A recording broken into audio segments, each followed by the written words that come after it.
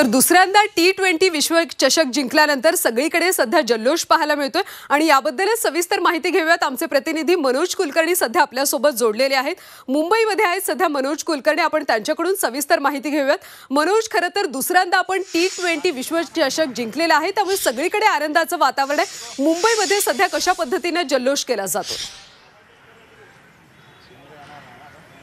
बरोबर आहे। कालचा जो दिवस होता, कालची जी रात्र होती ती मुंबईकरांसाठीच नाही तर प्रत्येक भारतीयांच्या मनामध्ये ऐतिहासिक क्षण टिपणारी होती। भारताने T20 वर्ल्ड कप जिंकल्यानंतर जो जल्लोष मुंबईत रात्रभर झाला होता, त्यामुळे खूप आनंद झालेला पाहायला मिळतोय मुंबईकरांना। मी आहे आता क्रिकेटची पंढरी म्हणून ज्या शिवाजी पार्कला ओळखले जाते, ज्या शिवाजी पार्कमधून अनेक खेळाडू भारतासाठी खेळले, त्या शिवाजी पार्कमध्ये एरवी शनिवार रविवार म्हटलं की सकाळच्या वेळी या मैदानामध्ये प्रचंड गर्दी असते।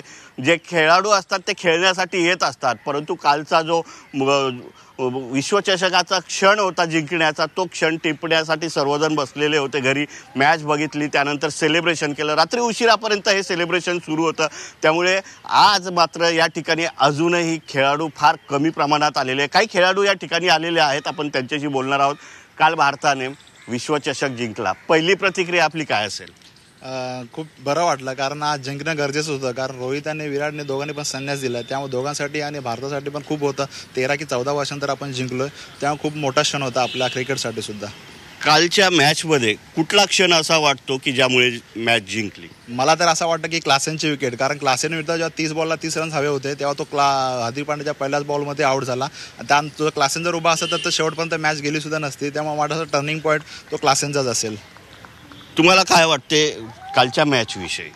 कालची मॅच एक उत्कृष्ट अशी झाली मॅच, आणि टर्निंग पॉईंट असं वाटतं की म्हणजे सूर्यकुमार यादवने एक छान असा झेल पकडून डेव्हिड मिलरचा तिथे मॅच इंडियाकडे आली असं वाटतं, आणि तिथे आपण जिंकलो।